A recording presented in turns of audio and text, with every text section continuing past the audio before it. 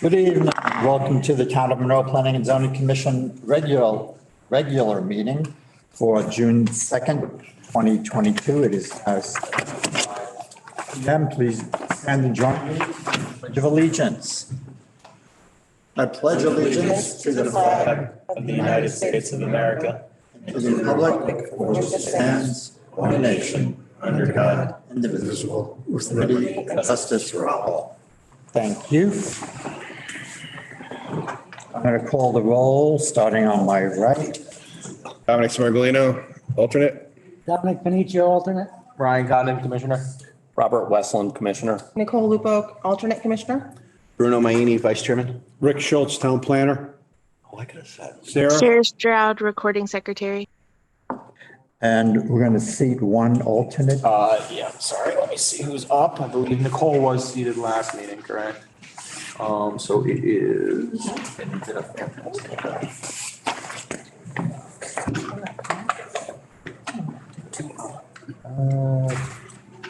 think it's Smargalino, isn't it? Is Dominic Gasparino who's up. Yep. All right. I'd like to add to the agenda a request for a general appointment to rezone property. That will require a vote, which is to change the agenda. Am I right? Yes, to change the agenda and add this? We need a motion in a second. I'll make a motion to add that to the agenda. Second. All right, now, vote. Smargalino, yes. Dominic? I'm not voting. For an agenda thing, I think everyone votes. Yes. Condon, yes. O'Reilly, yes. Westland, yes. Lupo, yes. Maini, yes. All right, and we'll get to that in a minute. Did you just text me? No public hearings, no subdivisions, no deliberations. We do have the one add-on, a request, I believe, to rezone property from RF3, RF1, 97 Josie's Ring Road. Good evening. Can you just introduce yourself, your name and address for the recording? My name is Safira as well. I live at 97 Julius Ring Road, Monroe, Connecticut. And what is your request? My request to the distinguished board is to look at my property. I feel like I have enough land where you can corn on it. So the extra land that I have, I would like to be able to put up a house or property where I live in there, and the board can basically cut the property in any which way they see fit. But I'd like to be allowed to build a second building on the property. Okay, so then that's a 3-acre parcel in the 3-acre zone. Looks like it's right in the middle, 3-acre zone. They can do this. Yeah, it's spot zoning. Yeah. Generally, we're not allowed to do that because Want to go through that. it would be considered spot zoning since it's just one parcel in the midst of many other parcels. A time that we might do this if you are on the border of another zone, if you're on the border of a 1 acre and 3 acre zone, on the border of a 1 acre and or 3 acre and a business or industrial zone, it would be possible, but I don't believe that we can even entertain this. Is that? Mr. Chairman, can I make a suggestion? Accessory dwelling unit is an option. So are we talking about that tonight? No. All right. So we will, at some point, in another meeting, be discussing what's called an accessory dwelling unit, where you might be able to put another structure on the property Or to convert a portion of your existing house. to another dwelling. That might be the way to go for this. And growing corn, you mentioned you wanted to grow corn also? Yeah, that's permitted as of, That should be allowed, right? Yeah. in livestock. That was trying to be funny. Oh, okay. I apologize, my sense of humor did not come across properly. I'm saying is, 3-acre land is quite a bit of land. Well, can you tell us the purpose? The purpose would be that, so I'm planning on getting married. That's a family house. I would like to build a house for myself, and I have a wife and my daughter. I'd like to build a house there, that's my house, that's close to my actual family, because my father is very old. I'd like to be able to keep an eye on him. Well, that's fine. Yeah. It may work. I don't want to, you know what I mean? So my goal is to have that property, but I don't want to do anything illegal because I know I'll get caught. And there's gonna be a lot of headaches that come to it. So I'd like to go through. And he's not in an legal to see interior what lot. my options are. I have. If he was an interior lot, it'd be like, We're not you could hide looking it. to ruin the neighborhood. He's not looking to do anything bad. It's just, I like to be close to my family in case they need me. I can walk over, do something. I lost my mom last year, God rest her soul. And my father is in his 90s. He needs me because the whole family needs to come around and take care of him essentially because we don't put him in a nursing home. So we're all taking turns on to take him to the doctor, watch him, etc. So I don't want to move to Milford or any place else because something happened, I'm not going to be there or I won't see him as often. we That's the real reason. we don't want you to move to Milford either. Well, we may have a solution, Yeah. When is that going on the agenda? Tuesday, subcommittee, June 6th, Following, next Monday. so the following Thursday. regular meeting, we'll probably discuss that here. Would be the, 2 weeks, correct? Yeah, but we want to talk about it at the subcommittee next Monday. Right. And then, Basically, we're working on a solution to allow you to do what you pretty With much restrictions. want to do with certain restrictions. The way you're approaching it right now with the zone change isn't the right way to go about it. It's nice that you came in front of us. It lets us know that there's a need for this and that people in this town seem to want exactly what you're talking about. So it's going to push us to hopefully be able to come up with a solution for you in the next couple of weeks that might Well, I would appreciate. allow you to do it. If you don't have to split it, that's fine with me, as long as I can legally build something. Yeah. Yeah. Yeah. There's a need for what you're trying to do, and we're addressing that. And definitely stay tuned, because Yeah. it's happening sooner than later. Yeah.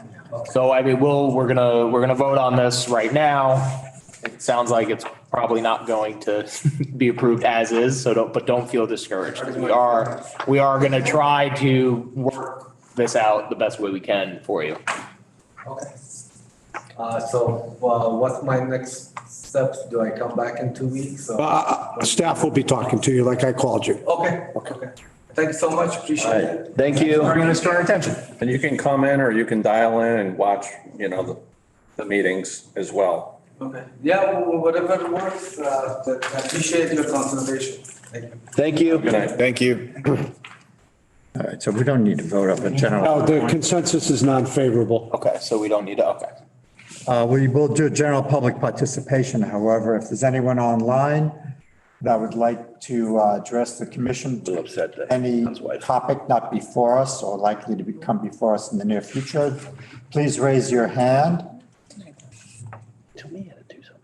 Anyone online that would like to address the commission, please raise your hand. Seeing none, and we'll move along to new application. We have RAA He's a buffoon. HO2. These are regulation text amendments. There are 5 of them. Do you want to go through them? Yeah, Mr. Chairman, members of the commission, we have scheduled a public hearing on June 16th.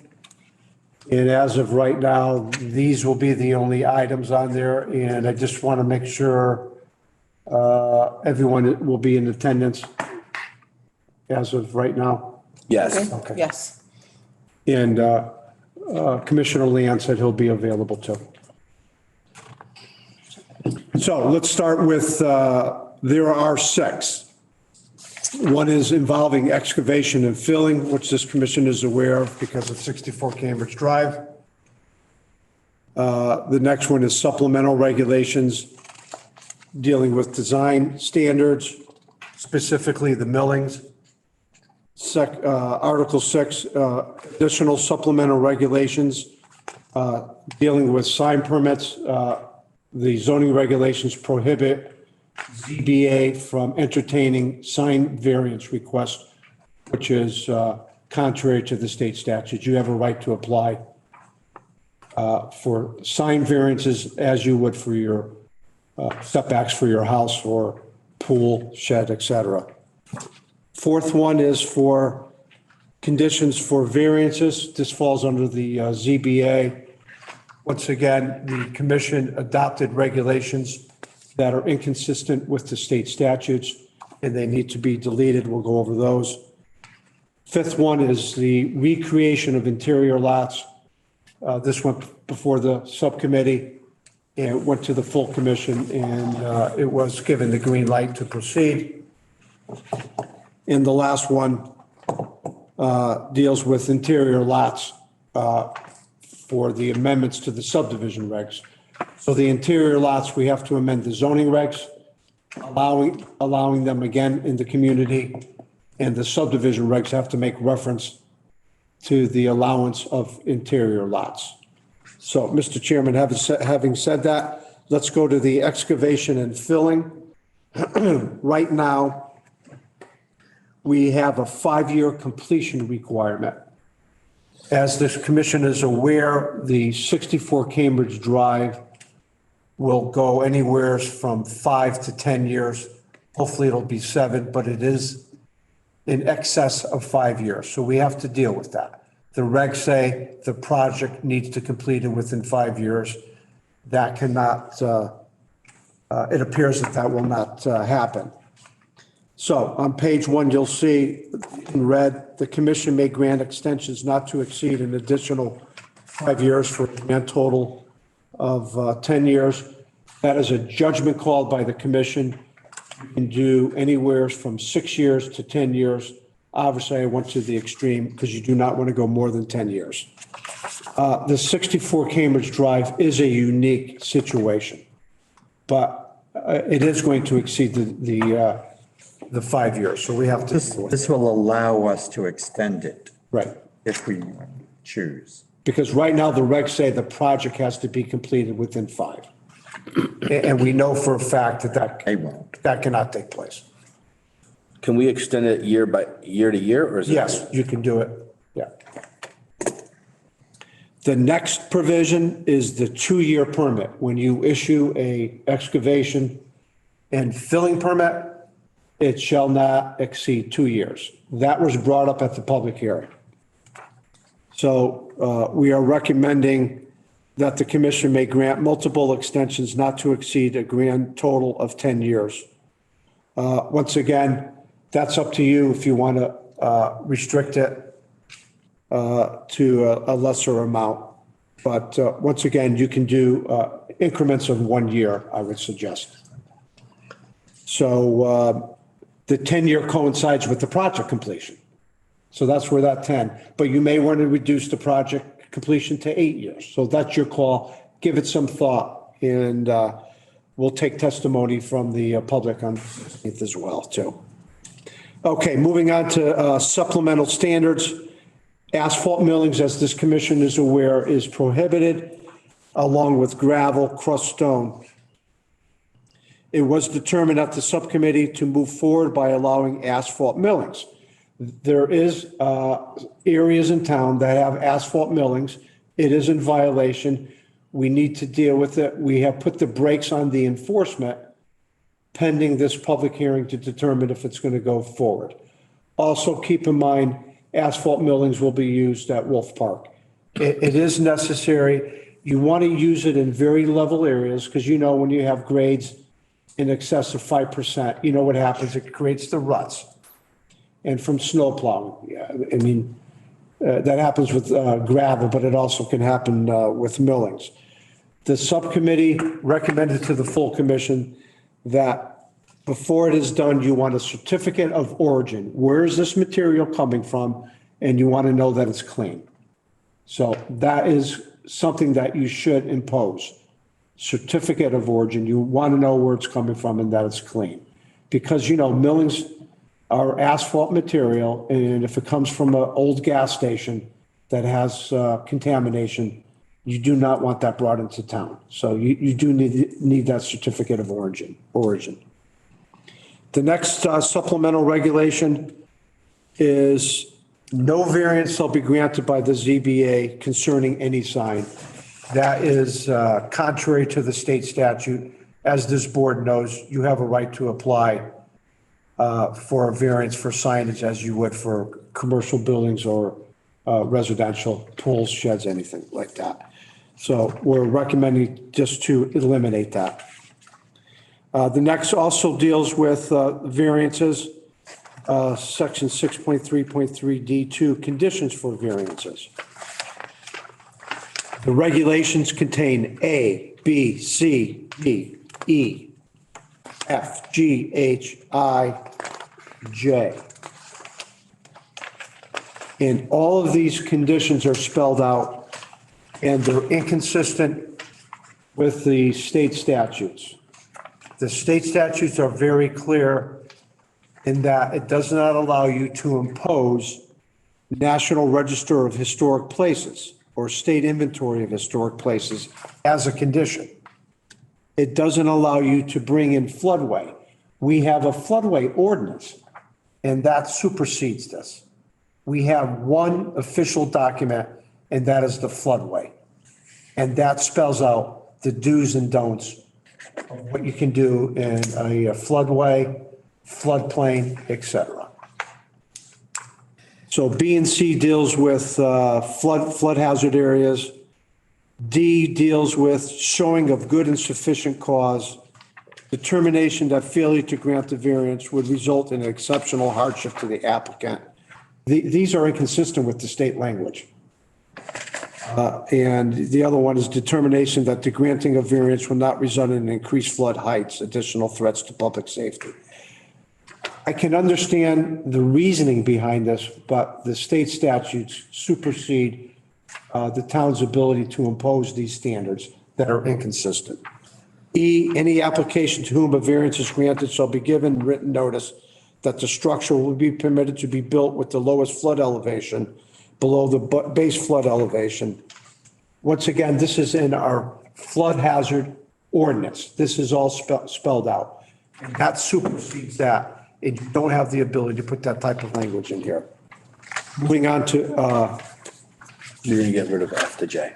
yeah, I think you need to change page 4. It should be lettered A through E, yeah.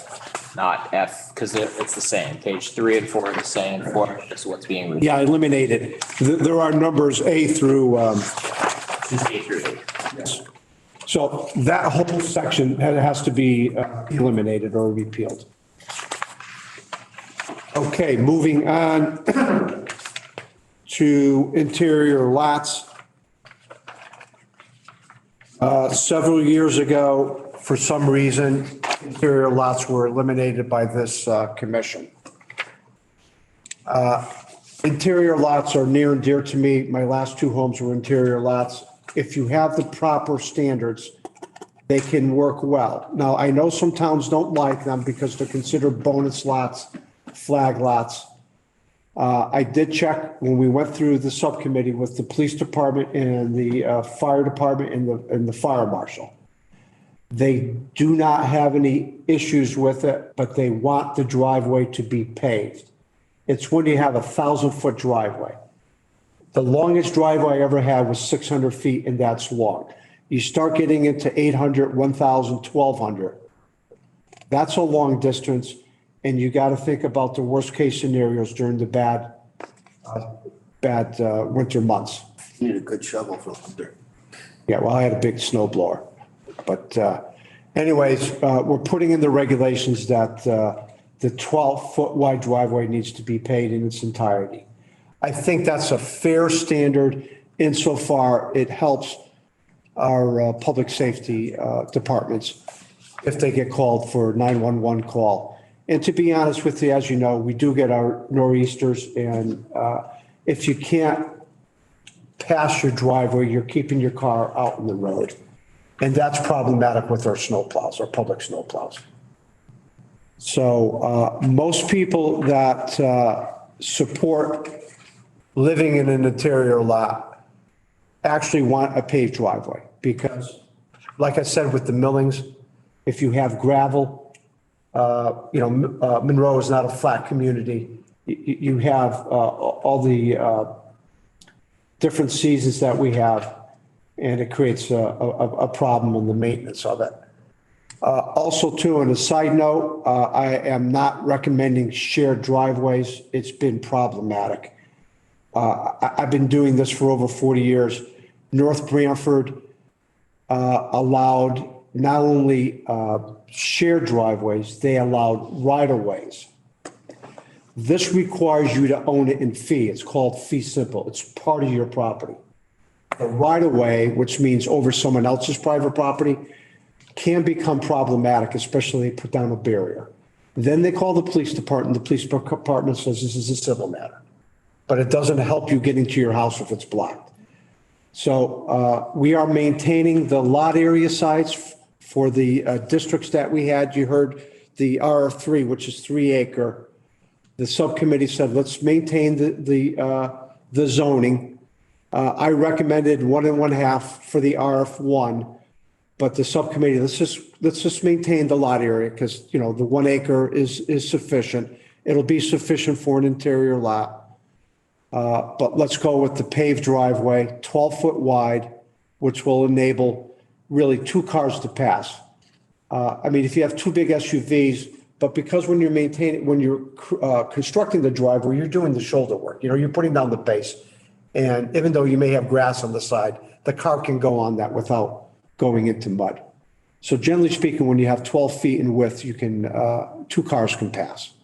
And we're not supporting or encouraging any new roads as well. That is correct. That is one of the benefits. You're eliminating these cul-de-sacs going in. I talked to the Public Works. Obviously, that's something that they do not like to see happen because of the expense and the maintenance of it. So staff is of the opinion that in resurrecting the interior lots, you control it. You have to determine if it's in the best interest. You have the proper standards in here. There's maximum numbers that you will allow. And like I said, you own that narrow strip of land that's called a fee, F-E-E strip. We do not allow common driveways.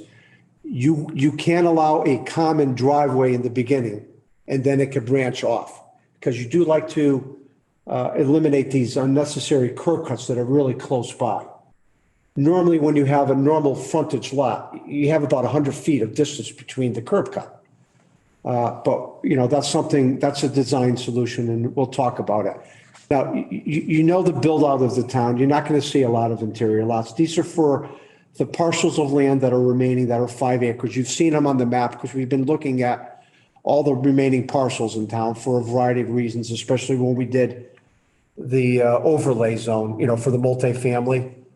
So you know where the big parcels are, and most of them are isolated. So you're not going to see a big influx of interior lots, and you'll be able to maintain it. This town is fairly built out. You know where the 5 acre parcels are remaining. And like I said, you'll be able to manage it. I just don't see it being a major impact to the community. I don't think so either.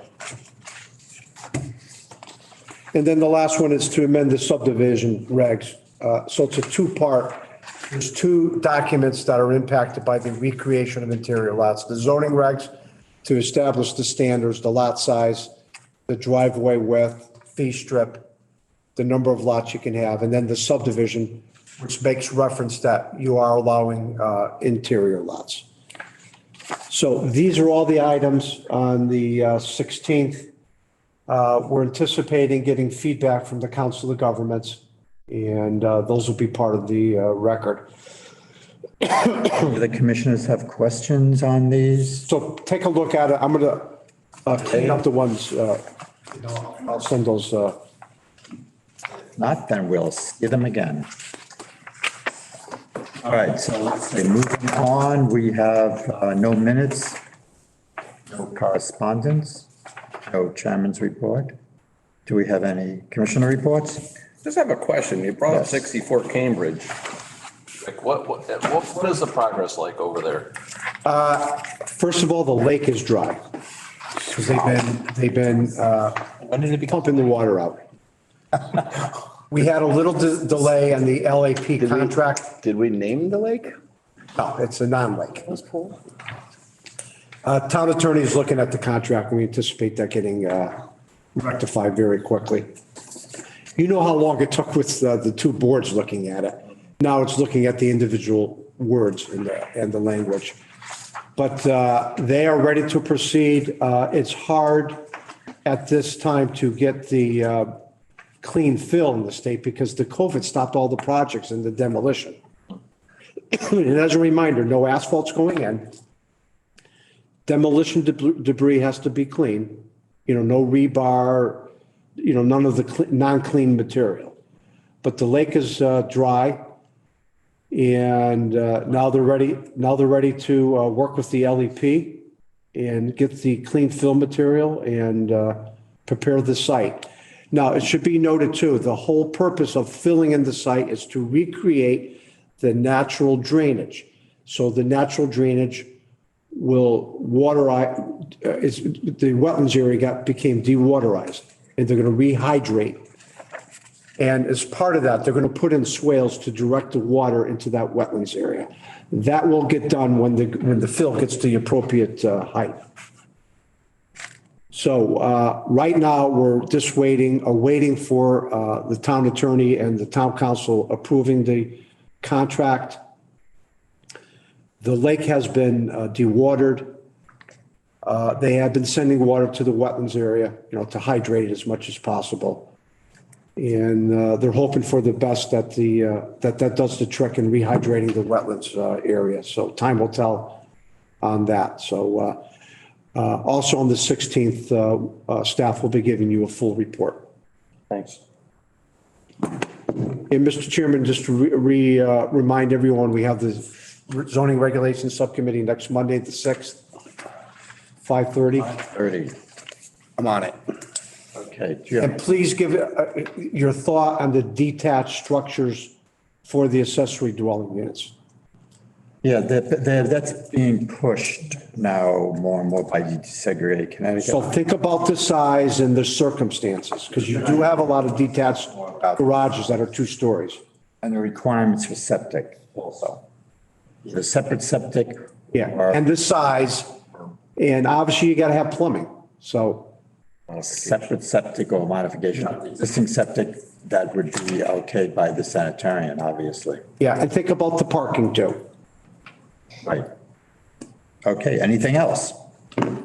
That is it, Mr. Chairman. Okay, then Chair will entertain a motion to adjourn. Motion to adjourn. Second.